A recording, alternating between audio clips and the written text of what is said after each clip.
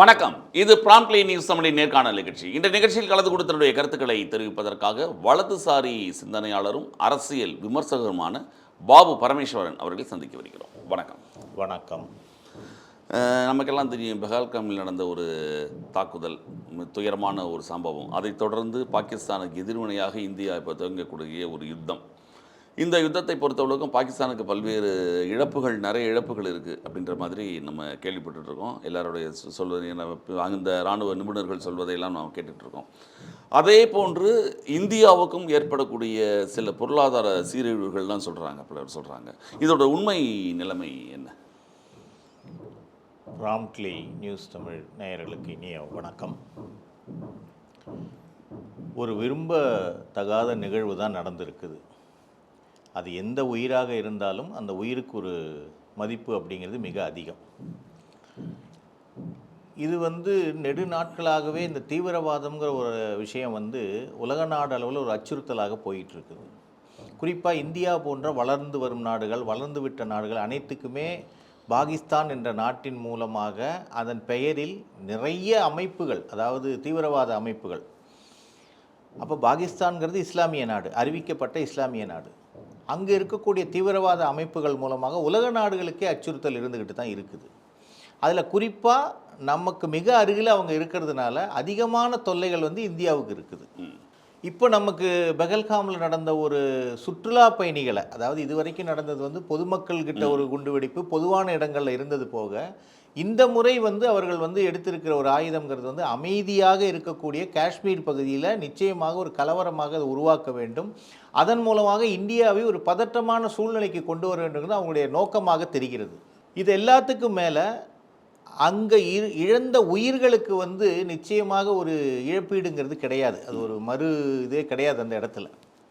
அப்போ இது தொடர்ந்து, அதாவது 1971 ஒரு போர் வந்ததாக நமக்கெல்லாம் ஒரு வரலாற்று தரவுகள் இருக்கிறது. அதன் பிறகு நம்ம போருக்கு போகலை. புல்வாமாவுடைய ஒரு தாக்குதலுக்கு அப்புறம் ஒரு முறை நம்ம பதில் தாக்கல் கொடுத்துருக்குறோம். அப்போ இந்த மாதிரியான சூழ்நிலையில் இப்போ மத்திய அரசினால் ஒரு மிக மிக மோசமான நிலைமையை கட்டுக்குள்ளே கொண்டு வர வேண்டும். இந்த நாடை இப்படி விட்டுட்டே இருந்தோம்னா, ஏன்னா அவங்க என்ன சொல்கிறாங்க, எங்களுக்கு இதில் எந்த விதமான சம்பந்தமும் இல்லைன்னு சொல்கிறாங்க. ஆனால் ஒரு நாட்டுடைய அரசுங்கிறது அனைத்து மக்களுக்கு, அந்த ஊர் மக்களே நிம்மதி இல்லாமல் வாழ்ந்துக்கிட்டு இருக்கிறாங்க. ஸோ பாகிஸ்தானில் வாழக்கூடிய நம்முடைய சகோதரர்கள் அனைவருமே அங்கே ஒரு பாதுகாப்பு இல்லை, உணவு இல்லை, நிறைய விஷயங்கள் நம்ம ஊடகங்கள் வாயிலாக தெரிஞ்சுக்கிட்டு வரோம். மத்திய அரசு முடிவு செஞ்சு தான் இந்த போர் டிக்ளரேஷனை கொடுத்துருக்குறாங்க. அதுக்கு முதல் படியாக என்ன பண்ணியிருக்காங்கன்னா, நம்மளுடைய எல்லைகளை மூடுறாங்க, எல்லைகளை பாதுகாப்பை பலப்படுத்துகிறாங்க, தூதரகத்தை காலி பண்ண சொல்கிறாங்க, அவங்களுடைய ஊடகங்கள் எல்லாம் நிப்பாட்டணும்னு சொல்கிறாங்க. ஏன்னா நம்ம நாட்டுக்குள்ளே யாரெல்லாம் ஊடுருவி இருக்காங்கங்கிறதே இன்னும் நமக்கு தெரியல. ஏன்னா நம்ம நட்பாகவே இருந்துட்டோம். நம்ம நட்பு கரத்தை நீட்டி ஒரு நேசத்தோடு, நம்ம பாசத்தோடு, அவர்களும் நம்மளுடைய சகோதரர்கள் தான் என்ற நோக்கில் இதுவரைக்கும் செயல்பட்டது காரணத்தினால அதை அவங்க அட்வான்டேஜாக எடுத்துக்கிட்டு இன்றைக்கி வந்திருக்கிறாங்க. இப்போ இந்த தாக்குதலுக்கு எதிர் தாக்குதலாம் 2 இடங்களுக்கு முன்னாடி 9 இடங்களை அழிச்சிருக்கிறாங்க. அந்த 9 இடங்கள்லையும் பார்த்திங்கன்னா 5 இடம் காஷ்மீர் பக்கத்தில் தான். அதில் இன்னொரு செய்தி குறிப்பிடுறாங்க, அந்த 5 இடத்துலேருந்து நம்மை தாக்குவதற்கு அவங்க ஏற்கனவே பிளான் பண்ணியிருக்கிற மாதிரியான ஒரு செய்திகளும் வந்துகிட்டு இருக்குது. பாகிஸ்தானோட ஆக்கிரமிப்பு காஷ்மீரி. ஆமாம் ஆமாம் ஆமாம். அப்போ அது மட்டும் இல்லாமல் பொதுமக்கள் இருக்கிற இடத்துல எங்கேயும் நம்ம தாக்கலை. அதாவது தீவிரவாத முகாம்கள் இருக்கிற இடத்துல மட்டும்தான் தளவாடங்கள் அங்கே அதை கண்டறியப்பட்டு குறிப்பாக பாகிஸ்தான் செய்ததற்கு எதிர்வினையாக செய்தாலும் அவர்கள் போன்ற செயலில் இந்தியா ஈடுபடவே இல்லை. இன்னைக்கு வரைக்கும் இந்திய ராணுவம் ஈடுபடலை. இந்திய அரசு அதுக்கு உத்தரவு கொடுக்கல. ரெண்டாவது, இந்த 9 இடத்துல தாக்குதல் பண்ணும்போதும் இரவு 8 மணி முதல் காலையில் 2:30 மணி வரைக்கும் பிரதம மந்திரியும் மற்ற உள்துறை அவர்களும் குறிப்பாக கண்காணித்தே வந்திருக்கிறார்கள். நேரடி பார்வையில் அந்த தொலைக்காட்சி மூலமாகவும் மற்ற ஊடகங்கள் மூலம் அவரும் பார்த்துக்கிட்டே இருந்திருக்காங்க. இல்லை, இப்போ நீங்கள் இதை சொல்கிறதெல்லாம் சரி, ஆனால் இந்த அதே நேரத்தில் பாகிஸ்தானுக்கு இராணுவ ரீதியாக ஒரு பாதுகாப்பு இன்மையை உண்டாக்குறதுக்குரிய சூழல் நம்ம பண்ணுறோம். இங்கு இந்தியாவை பொறுத்த வரைக்கும் பொருளாதார இழப்புகள் இதனாலும் இருக்கும் அப்படின்ற கருத்து இருக்கு. அப்படியா? இந்தியாவுக்கும் பாகிஸ்தானுக்கும் எந்த வியாபார ஒப்பந்தமெல்லாம் கிடையாதுங்க. ஏன்னா எந்த விதமான பொருட்களும் நம்ம அவங்கள்ட்ட வாங்குறது, அவர்களுக்கு தான் நம்ம நம்முடைய நீர் பங்கீடு எல்லாமே கொடுத்துக்கிட்டு இருக்கிறோம்.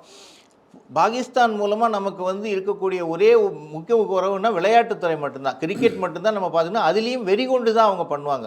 அதுவே ஒரு போர் மாதிரி தானே இருக்கும். ஆமாம், அதுவே கிட்டத்தட்ட ஒரு மினி போர், அடிக்கடி நடக்கக்கூடிய போராக தான் அதுவும் இருந்திருக்குது. பொருளாதார ரீதியாக நிச்சயமாக அது ஏற்படாது. ஆனால் இது எங்கே போய் இம்பேக்ட் பண்ணும்னா ஒரு ஸ்டாக் மார்க்கெட்டில் வந்து வரும். அது வந்து எப்பவுமே இருக்கக்கூடியது. எந்த ஒரு கால சூழ்நிலை நிச்சயமாக ஒரு வீழ்ச்சி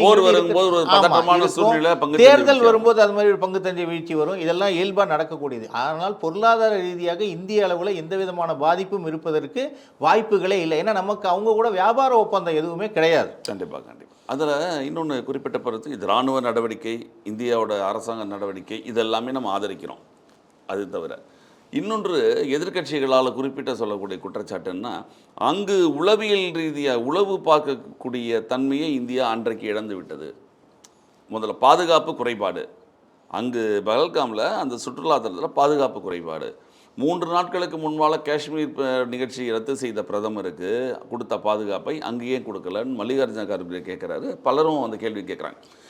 இந்திய இராணுவத்தை ஆதரிக்கக்கூடியது அப்படிங்கிறது வேற. ராகுல் காந்தி ஆதரிக்கிறாரு, மு.க. ஸ்டாலின் நாளைக்கு ஒரு பேரணி வச்சுருக்காங்க, ஆதரிக்கிறாங்க. இதெல்லாம் சரி. இதை தவிர இந்திய அரசோட உளவு தோற்றுவிட்டது அப்படின்ற ஒரு கருத்து இருக்கு இல்லையா? அது வந்து வேண்டுமென்றே எதிர்க்கட்சிகளால் ஆளுகின்ற அரசு மேலே குற்றம் சுமத்தணும். எதை சொன்னாலுமே சொல்லுவாங்க. இப்போ நடவடிக்கை எடுத்தால் நீங்கள் வந்து நடவடிக்கை எடுக்கிறீங்களேம்பாங்க, எடுக்கலைன்னா எடுக்கலேம்பாங்க.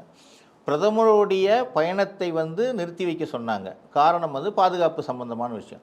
அதே போன்ற உளவுத்துறை ரிப்போர்ட் ஏற்கனவே அங்கே ஆளுகின்ற அரசுக்கும் கொடுத்துருக்குறாங்க. இதில் முக்கியமான ஒரு கருத்து என்னன்னா, அந்த காஷ்மீருங்கிற பகுதியில் ஏற்கனவே பல நம்ம தீவிரவாத சம்பவங்கள் நடந்து அதை எல்லாத்தையும் நம்மளுடைய ஆளுகின்ற அரசு மத்திய அரசானது வந்து ஆர்டிகல் 360 மூலமாக சரி பண்ணி ஒரு பொதுவான தேர்தல் நடத்தி மக்கள் முன் வந்து வாக்களித்து இன்றைக்கி ஒரு அரசாங்கம் இருக்குது. அவர்களுக்கு உளவுத்துறைங்கிறது ரிப்போர்ட்டு தான் கொடுக்க முடியும். அப்போ அங்கே பாதுகாப்பை உறுதி செய்ய வேண்டியது வந்து ஃபஸ்ட்டு மாநில ஆட்சிகள் தான் பண்ணணும். மாநிலத்தில் ஆளக்கூடிய அரசு அதை செய்யணும். அப்படி கொடுக்கப்பட்ட போதும் சூழ்நிலைகள் வந்து எப்படி இருந்திருக்குன்னா, சுமூகமான சூழ்நிலைகள், சுற்றுலா சென்று வரக்கூடிய சூழ்நிலையாக தான் அமைஞ்சிருக்குது. இதில் என்ன நடந்திருக்க வாய்ப்பு இருக்குதுன்னு சொன்னால், ஒரு அதாவது கிட்டத்தட்ட காஷ்மீர் எல்லைக்கும் அந்த நடந்த கிட்டத்தட்ட 200 கிலோமீட்டர் தூரம் சொல்கிறாங்க. ஸோ அப்போ இது வந்து ஒரு நம்ம எதிர்பார்க்கக்கூடிய விஷயங்களாக இல்லை. இது சுற்றுலாத்தலமாக இருக்கிற இடத்துல நிச்சயமாக எந்த இதுவும் இருக்காதுங்கிறதும், அப்புறம் மேலும் அங்கே இருக்கிற சிலர் வந்து இதுக்கு உடந்தையாக இருந்திருக்கிறதுக்கு வாய்ப்பு இருக்குது.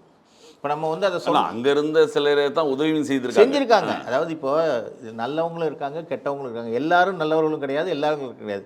அப்போ அங்கே உள்ளூரில் இருக்கக்கூடிய சிலர் வந்து இதுக்கு ஒத்துழைப்பு இருந்தது, அவங்க முன்னாடியே வந்திருக்கிறதுக்கு வாய்ப்பு இருக்குது. மேலும் இப்போ இதன் மாதிரி எத்தனை பேர் வந்திருக்காங்கிறதையும் உளவுத்துறை கண்டுபிடிச்சி சொல்லணும். ஏன்னா அடுத்த தாக்குதல் என்ன நிலைமையில் இருக்குது, எங்கெங்கே இதெல்லாம் தடை பண்ணணுங்கிறத முன்னெச்சரிக்கை நடவடிக்கையாக நம்முடைய பாரத பிரதமரும் உள்துறை அமைச்சரும் நேற்று பார்த்திங்கன்னா ஒத்திகை நடத்தியிருக்கிறாங்க. முந்தானத்து ஒத்திகை நடத்தி ஃபுல்லாகவே 244 மாவட்டத்திலையும் ஒத்திகை நடத்தி மக்களுக்கு வந்து ஒரு விழிப்புணர்வை உருவாக்கியிருக்காங்க. இது வந்து காஷ்மீரில் நடந்துச்சுன்னு சொல்லி நீங்கள் அலட்சியமாக இருக்காதீங்க. ஏன்னா நமக்கு ஒரு முக்கியமான தமிழ்நாட்டை பொறுத்த வரைக்கும் ஒரு விஷயம் சொல்லணும். அவர்களுடைய தாக்குதல்ங்கிறது அணுமின் நிலையங்களை இருக்கலாம்னு சொல்லி ஒரு பேச்சு நடல. ஏன்னா நீங்கள் சொன்ன மாதிரி ஜம்மு காஷ்மீரை தாண்டி மகாராஷ்டிராலையும் நிற்கக்கூடிய எல்லா இடங்கள்லையும் மும்பையில் வந்து பாதுகாப்பு அதிகப்படுத்தியிருக்காங்க. நீங்கள் குஜராத் வழியாக பொதுவாக வருவதாக நம்ம சொல்லுவோம். அதாவது பார்டரில் இருக்கக்கூடிய ஊர்கள் இல்லாமல் வியாபாரங்கள் அதான் நீங்கள் பொருளாதாரம்னு கேட்டிங்களா, அந்த இடத்துல தான் இந்த விஷயம் வருது. ஒரு பாம்பேங்கிறது கேட்வே ஆஃப் பிஸ்னஸ் இந்தியாவை பொறுத்த வரைக்கும். ஸோ அந்த ஏதாவது நடக்கிறதுக்கு வாய்ப்பு இருக்கக்கூடாதுங்கிறதுனால தான் பாதுகாப்பை வந்து இருமடங்காக அங்கேயே வந்து அவங்க தாஜ்மஹல் ஹோட்டலில் ஏற்கனவே நடத்தியிருக்கிறாங்க. அப்போவுமே நம்ம பதிலடி கொடுக்கல. அதெல்லாம் தான் இன்னைக்கு இவங்களுடைய அத்துமீறலுக்கு காரணம். அப்போ அதனால தான் உறுதியான நடவடிக்கைகள் வந்து மத்திய அரசாங்கம் எடுத்துக்கிட்டு இருக்கிறாங்க. நமக்கு பொருளாதார இழப்புன்னு சொன்னால் எப்படி வரும்னா நேரடியாக வராது. நம்மளுடைய ஒரு ஊரில் ஒரு பிரச்சனை உருவாகுன்னா அந்த ஊருடைய நிலைமை சற்று நாள் ஆகும் சீராகிறதுக்கு. அப்போ அந்த இடத்துல வியாபாரம் பண்ண மாட்டாங்க. அந்த மாதிரி வரும். காஷ்மீருடைய பாதுகாப்பு என்பது முழுமையாக வந்து கட்டுப்பாட்டில் தான் இருக்குது. பட் ஆனால் இது போல் ஒருவர் ஏன்னா இது வந்து ஒரு குரூப்பாக வந்து பண்ணலை, ஒரு 3-4 பேர் வந்து திட்டமிட்டு வந்திருக்கிறாங்க.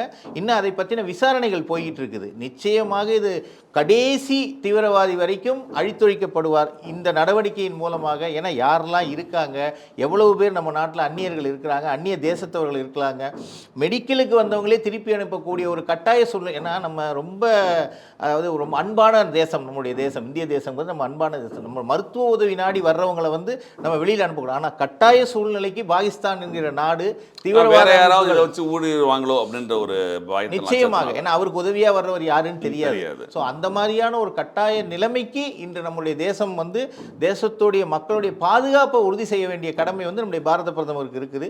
அந்த உறுதியான நடவடிக்கைகள் வந்து சில சமயம் அந்த நாட்டுக்கு ஒரு அச்சுறுத்தல் கிடையாது, ஆனால் அவர்களுடைய தீவிரவாத நடவடிக்கைகளுக்கு ஆதரவை வந்து அவங்க நிச்சயமா நிப்பாட்டணும். அங்கே இருக்கக்கூடிய தீவிரவாத அமைப்புகளுக்கு இவர்கள் அளிக்கக்கூடிய அனைத்து ஒத்துழைப்பையும் நிப்பாட்டி அவர்கள் கட்டுப்பாட்டில் அவங்க வைக்கணும். அப்படி அதுவா பொதுவாக சொல்றாங்களே, பாகிஸ்தான் ராணுவத்திற்கும் அந்த தீவிரவாத அமைப்புக்கும் உள்நாட்டிலேயே பெரிய வித்தியாசம் இல்ல.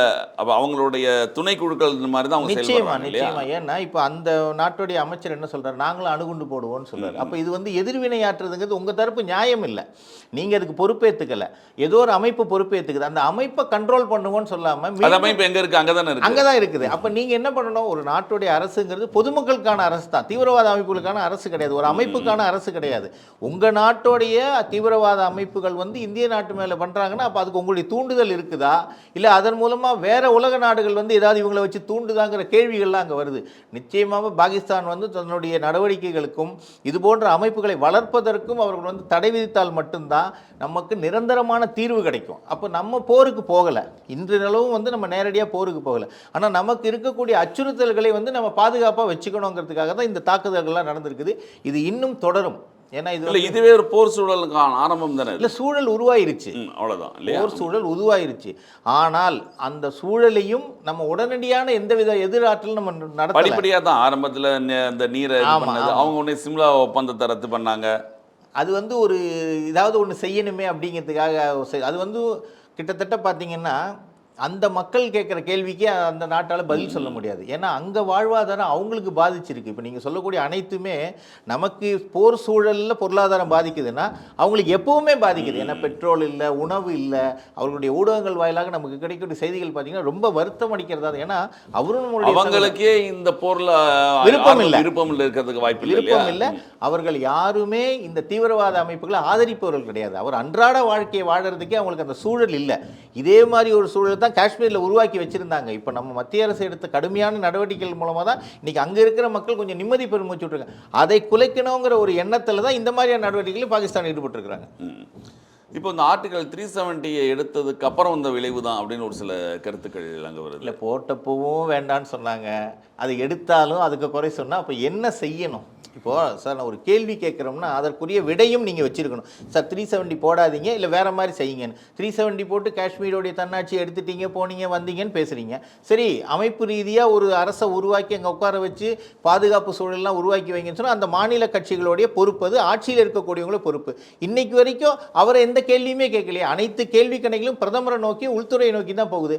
அந்த காஷ்மீருங்கிற பகுதியில் ஒருத்தர் இருக்கார் இல்லையா, ஒரு அரசாட்சி செய்கிறாருங்க இல்லையா, அவங்க வந்து ஒரு மாநில கட்சியோடைய தலைவராக அவர்களை எடுத்த என்ன இது வரைக்கும் கேள்வி கேட்டிருக்காங்க? இந்த கேள்வி கேட்கக்கூடிய அனைவருமே சொல்கிறேன், இது தேசத்தின் பாதுகாப்பு, தேச ஒற்றுமையோடது. நம்ம வந்து எல்லா நாட்டோடையும் நட்புறவாக தான் இருக்கிறோம். அந்த இடத்துல நமக்கு காம்ப்ரமைஸே கிடையாது. அப்போ இங்கே இருக்கக்கூடிய அனைவரும் ஒன்றிணைந்து தேசத்தின் பாதுகாப்பையும் மத்திய அரசுக்கு வந்து உறுதுணையாக நின்று நம்ம மக்களுடைய பாதுகாப்பை உறுதி பண்ணணும். எந்த நாட்டுக்கு இந்த மாதிரியான நிகழ்வு நடந்தாலும் நம்ம எதிர்ப்பு தெரிவிக்கிறோம், நம்ம நேசக்கரம் நீட்டுறோம். அப்போ நமக்குள்ளேயே இந்த மாதிரியான தேவையற்ற கேள்விகளோ பிரதமர் மீது இருக்கக்கூடிய தனிப்பட்ட காழ்ப்புணர்ச்சி கட்சி ரீதியாக காட்டக்கூடாது. அதை குறிப்பாக இன்னொன்று சொல்கிறாங்க. இப்போ பீகார் தேர்தல் வரப்போது, இந்த பீகார் தேர்தலுக்காக இந்த பகல்காம் தாக்குதலையும் இராணுவ நடவடிக்கைகளையும் பிஜேபி தனக்காக மாற்ற போகுது அப்படின்ற மாதிரி குற்றச்சாட்டு. பாகிஸ்தானில் இருக்கவங்களா வந்து இங்கே ஓட்டு போட போகிறாங்க, பீகாரில் காஷ்மீரில் இருக்கவங்க வந்து ஓட்டு போட போகிறாங்களா, தமிழ்நாட்டில் இருக்க நம்ம போய் ஓட்டு போட போகிறோம்? அதுக்கு முன்னாடி சொல்கிறாங்க, புல்வாமா தாக்குதல் நடந்ததுக்கு அப்புறம் ஒரு தேர்தல் நடந்தது, அதுபோல் இப்போ நடக்கும்போது கரெக்டாக பீகார் தேர்தலை இதை வச்சு பிஜேபி யூஸ் பண்ணிக்க போகுது. தாக்குதல் நடத்தினது பாகிஸ்தான் அமைப்புங்கிறது உறுதியாயிடுச்சு இல்லையா? அப்போ அதில் வந்து நம்மளுடைய பங்கு என்ன இருக்குது? தேர்தல்ங்கிறது ஏற்கனவே டிக்ளேர் பண்ணப்பட்ட ஒரு விஷயம். டிக்ளேர் பண்ணப்பட்ட ஒன்றா இருக்கலாம், ஆனால் பீகார் தேர்தல் வரப்போகுதுல. ஆமாம், இந்த புல்வாமா தாக்குதல் மாதிரி பகல்காம் தாக்குதலையும் பிஜேபி அரசியலாக்குறாங்கன்னு சொல்றீங்க. அரசியலாக்குறாங்கன்ற பேச்சு. இதில் எப்படி அரசியல் ஆக்க முடியும்னு கேட்குறேன் நான். ஏன்னு சொன்னால் சார், பீகார் மக்களுடைய வாழ்வாதாரங்கிறது வேற, நம்மளுடைய வாழ்வாதாரம் வேறு, பாகிஸ்தானோடையது வேறு. தீவிரவாதத்தை யாராக இருந்தாலும் எதிர்க்கிறாங்க. பீகார் மக்கள் ஆதரிக்கலை, நம்ம ஆதரிக்கலை, மகாராஷ்டிரா மக்கள் ஆதரிக்கலை. இதை வந்து பாகிஸ்தானில் வந்துச்சு நாங்கள் போர் பண்ணுறோன்னு சொல்லி போய் ஓட்டு கேட்க முடியாது. அது யாராக இருந்தாலும் எந்த கட்சியாக இருந்தாலும் இந்த போருக்காக நாங்கள் ஏற்பட சண்டை போட போகிறோம் நீங்கள் ஓட்டு போடுங்கன்னு கேட்க முடியுமா? இதெல்லாம் வந்து தேவையற்ற ஒரு ஏதாவது ஏற்கனவே ஒரு குற்றச்சாட்டு இப்போ வந்தது.